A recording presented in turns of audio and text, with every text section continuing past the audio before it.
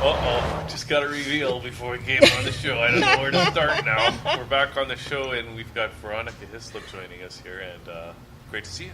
Yeah, wonderful to be back here again. Yeah, so now, of course, your website there, empower-solutions.ca. Mm-hmm. And before we get into today's topic, do you want to just give people kind of like the elevator overview of what you're all about? Yeah, I work with female entrepreneurs and women in business, helping them to manage their stress, prioritize their needs, and get themselves in a good space so that they can get focused, clear, and grounded to make massive success and massive money in their business. That sounds like one of the most important things anybody could be doing for the world right now. I was just going to say, this is your lucky day. Yeah, man, that was right? the other thing I was thinking. Yeah. So really what I do is I help women to get out of their own way so that deal with their relationships. Okay. And so that, focus on what they need to focus on. All right. Let's spend this interview just working with Jen here.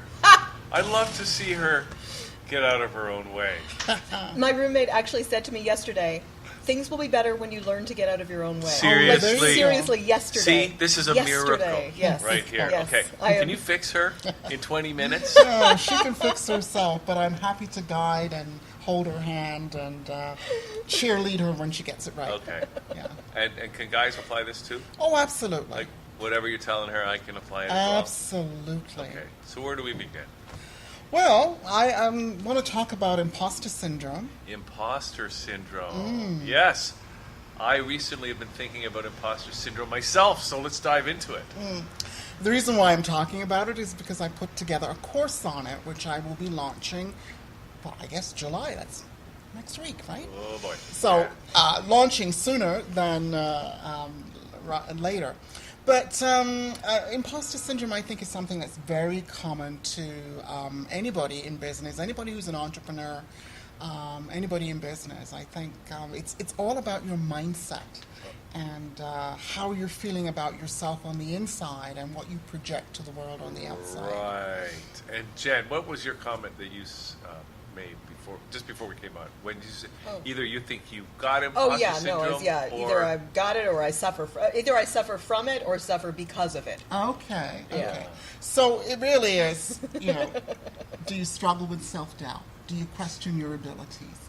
Do you question your value that you bring, your self-worth? Do you compare yourself to other people out there and feel a sense of despair that you're not cutting the mustard? Do you lack confidence? Do you feel that, you feel all of these things inside that you really don't know what you're doing? And if people really knew that you didn't know what you were doing, then you would be found out to be a fake or a fraud.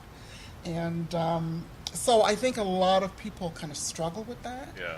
So that can hinder your enjoyment of what you're doing, but it can also stop you from doing it altogether, I guess. It can stop you from feeling good about yourself, feeling good about what you do, manifesting what you want for yourself, putting yourself out there, because as an entrepreneur you need to get out there, and can stop you from making success and being financially successful.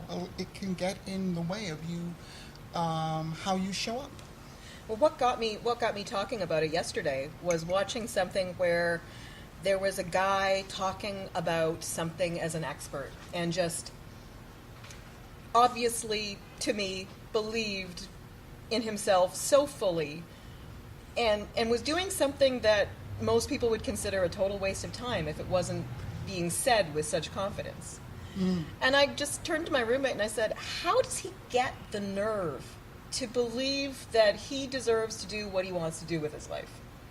How does he get the nerve to just be out there, be himself, bring what he has to bring to the world, grow, learn, experience? Where does he get that? Because every time I go out to try to do something, I feel like I'm not going to get seen, I'm not going to be heard, I'm not going to be, like, I don't really deserve to be that person who...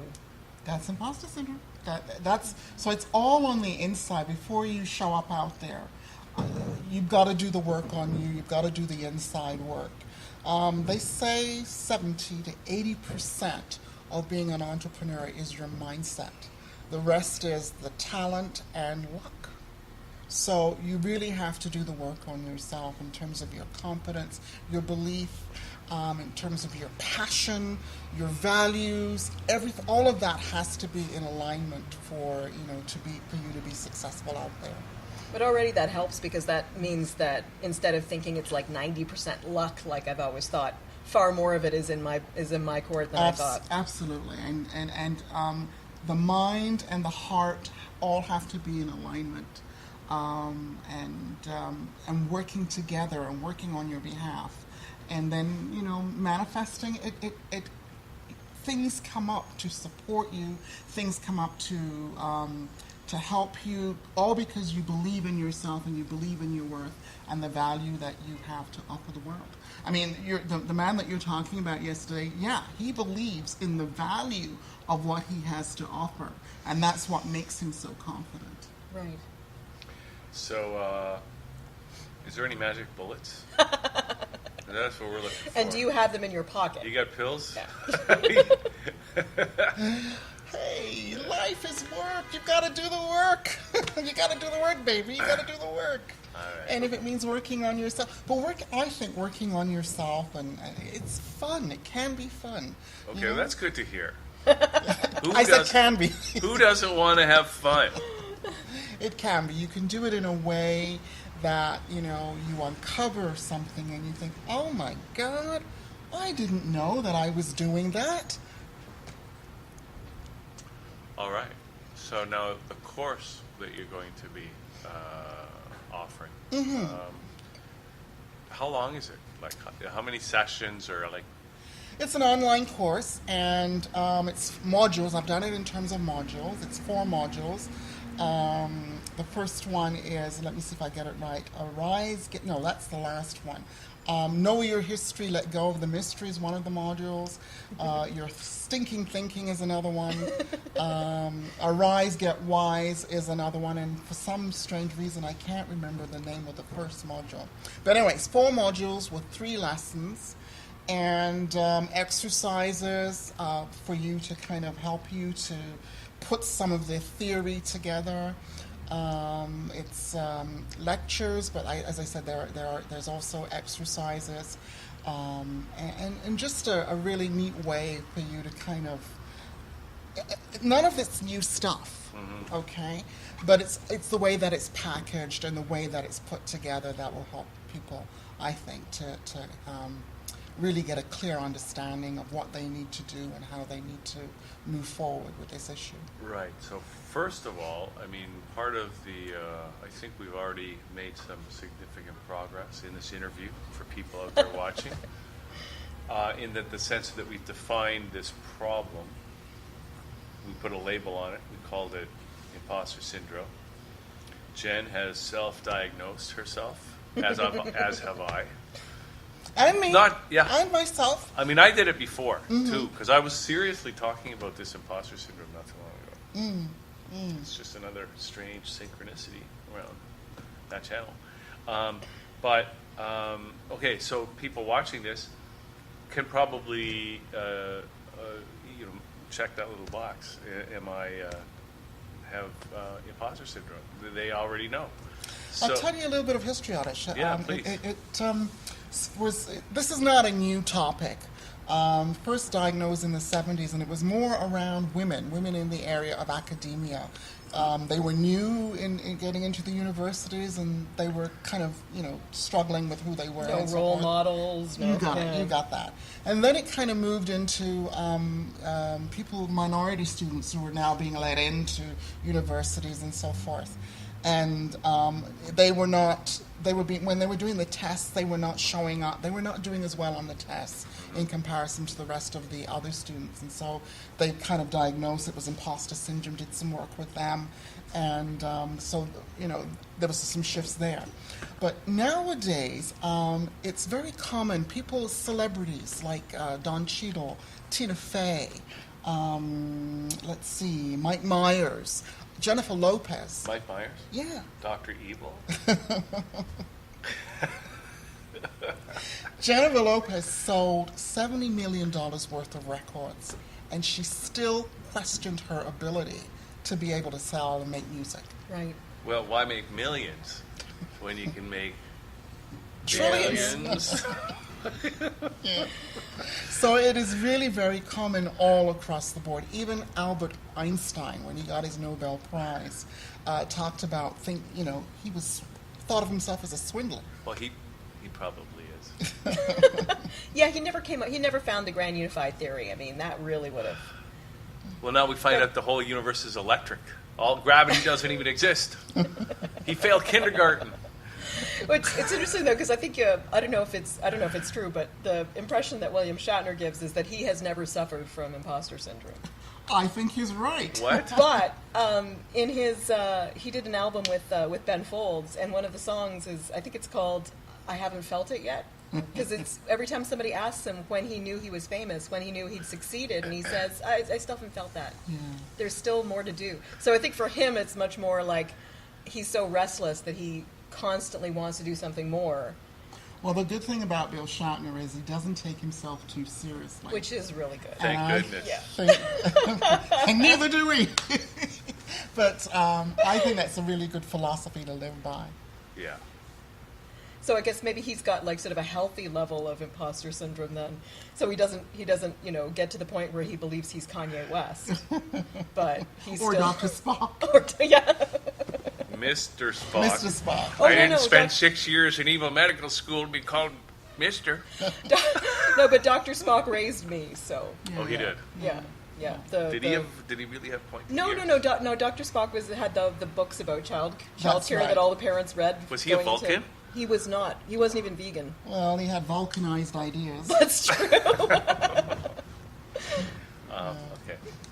Yeah. Impervious to high heat. And green So flag. yeah, a lot of celebrities. Across the board, it's not just an entrepreneurial thing. I mean, my focus is entrepreneurs, but I think if you talk to anybody, that's reflective. No, that's what I'm thinking these days. I mean, Jen, you probably wouldn't call yourself an entrepreneur. I don't know, maybe you would, but I think everybody's an entrepreneur. I mean, you're an artist, I struggle enough just to call myself a writer, to be honest. Yeah. right? Yeah. I still want to say I'm Yeah. a person who writes. Right. So that's that And- imposter syndrome again. Yeah. Right. But it's like, but still, as a writer, you are an entrepreneur. You have to get your word out. You've got to Yeah. sell yourself. You got to sell your work. You got to, like I call this the cultural entrepreneurism, right? Well, yeah, and for an artist, and maybe for anyone, the best gift you can give to yourself is to be able to make a living doing something that you care about. And that's something that artists often struggle with, that we don't believe we deserve to make money at what we do. And that if we make money at what we do, somehow we're even more of an imposter. Oh, well, there you go. Yeah. Yeah. So now that we've defined that you really do have that, you can really call yourself that. Yes. I have pathology! Woohoo! Yeah. I was wondering, could you give us a taste of maybe one of the lessons that you actually, or one of the exercises you do with people? I'm just kind of curious to know what I would be doing if I signed up for your course. Just enough to wet her whistle. Yes. Well, look, there's a mindset, I call it a paradigm shift that you have to make. And that is in terms of how you see yourself. Do you align more with the critic in you, or do you align more with the coach in you? And you can be a coach to yourself in terms of how you talk to yourself, in terms of how you see yourself, the words that you use. So, very quickly you can change from a critical mindset and move to a coaching mindset. And make that, and probably a good example of that would be William Shatner, Right. who doesn't take himself too seriously, who goes with the flow, enjoys what he's doing, can see the benefits of what he does. So moving, just very simply, embracing, okay, I am going to be a coach to myself. And how do I do that? And stopping yourself. I mean, here's the thing. You can be a critic to yourself, that bullying, critical voice that we all have inside of our heads. You can allow that to run amok and give it space. Or you can say, I caught you. You know what I mean? And you can just start playing with that critical voice Right. and kind of nipping it in the bud when it shows up. And, being a coach to yourself. when your critical voice kind of emerges and wants to take over. You don't have to go there. That kind of in line with what I've observed about very successful people who don't seem to have the same kind of conflicts inside themselves. Or that they don't show Or they them. don't show them, yeah. But a lot of it seems to come down to how they were parented. If they had a parent that believed in them and just constantly reinforced, I guess, what that coach voice is, it's almost like they carry that enthusiastic parent with them everywhere they go. And sometimes they lack the critical voice, and that's another problem altogether. I don't think anybody does. I think we Really? all have an inner critical bullying voice. It just depends on how much power you give to that voice, how much credibility Right. you give to that voice, how much you listen to that voice, and what tools you have in your back pocket that you can bring out to kind of stop it in its tracks. Right. So I think everybody does, and I think it's just about being awareness and being able to talk to yourself in a way that doesn't allow that bullying voice to take over and to run amok. You have a choice. It's neat too because it sounds like when I give other people advice, I do a lot of coaching for writers and a lot of editing for friends, and often what you're saying to people is it's harsh, but I've developed my language so that I can talk to people in a way that's 100% constructive and not critical. So even though if I'm saying something where I want them to change something significant, I've found ways to talk to them so that I can actually make them understand why I'm saying what I'm saying, and that it's a compliment to them that they've gotten where they've gotten, and that the next step could take them somewhere even better. So I've actually learned to do the coaching to other people, but I haven't learned to do it to myself. Exactly. Obviously. So So I'm saying the same thing, but in a very different way. But what that's saying about you is that you have those skills. Right. You just have to use them. I just don't use them on myself. Yeah. See, hence the course Yeah. and the exercise. Yeah. Because sometimes you have to do to ingrain those new patterns of thinking. Right? Absolutely. And even myself putting together this course, imposter syndrome came up. Yeah. Get out of here. Yes. And I had to kind of laugh at myself at what I was doing. No, And then Veronica. catch myself and say, okay, get back on the horse. Yeah. Yeah. Well, that's, plus the best way sometimes to learn is to teach. Right? I mean, Yeah. we all got to learn Yeah. about whatever we're doing. And how does it work online? Like, do people sign up for it? Do you send them files? Do they deal with you in person? No, I've done videos so they can see me on the video. The video talks about, the lesson. I have some audios there that they can do. I have some animated videos as well. I mean, I try to hit everybody's learning style. And, and then you go away and do the exercises. So you can do the course, you can do it probably in a day if you want, or you can take weeks to do it. It's once you purchase the course, it's up to you how long you take to do it. It's not a very comprehensively long course, so, you can do it in a week if you want. So the people, so again, let's just describe who's the people that you really consider getting the course. Anybody who struggles with imposter syndrome and wants some tools in their back pocket. Yes, I work with women entrepreneurs, but hell, if you're a man and you're an entrepreneur, if you're a man and you struggle with imposter syndrome and you like the look of the course, hey, purchase it. Well, plus those lines between the genders are evaporating, right? So, man, woman, what's the difference? It's just that my niche clients are women, that's all. I know. Yeah. I'm just joking around. Yeah. Yeah, and I seem to always believe that we're all kind of trying to get to the same place in the middle, no matter where we come from on the outside edge. That there's like a good place to be. A giant, massive gray goo. There's lots of bad places to be, but there's a better place to be too. Oh, I'm glad you said that. That's right. So this course is for people that want to go to somewhere better, right? Yeah, I want to connect to that inner world and have that inner world match how they're projecting on the outer world. Now, can people reach you in person as well for coaching? Yeah. Part of what I do with this course is I do have some, because it's 4 modules, I have 4, what did I call them? Power consultation hours. I also going to have a Facebook group aligned with the course because there are some lessons that are really quite deep, Yeah. and it might bring up stuff. So if people Right. want to have access to me, they have some availability. Okay, great. And you've been doing this for a while now, right? Oh yeah, yeah, So way too long time, long time. you've got the track record. You got it. Like Right. over, dare I say it, over 20 years Yeah. Okay. All right. as a I think you're therapist, as anything but an imposter. I don't well, know if like one more voice, one more voice adding to your coach helps. But I've been amazed just how powerful it's been for me to find voices outside myself and to use those to start reinforcing my voices inside. But it'd be great to be able to actually get more of that from myself. the goal really is to find our locus of control, and your locus of control, your power center, is always going to be within you. Right. And you've always got to get it back to you. Doesn't matter what a coach says out there. It doesn't even matter with the course. At some point, it's got to be you inside here. Right. You know. Right, but sometimes people need something to grab onto, You know. right? Yeah. Sure. Okay. So what do they do? Where do they go, Veronica? Well, first, if this sounds like something that you're interested in and you want to get some more information, then connect with me on my website.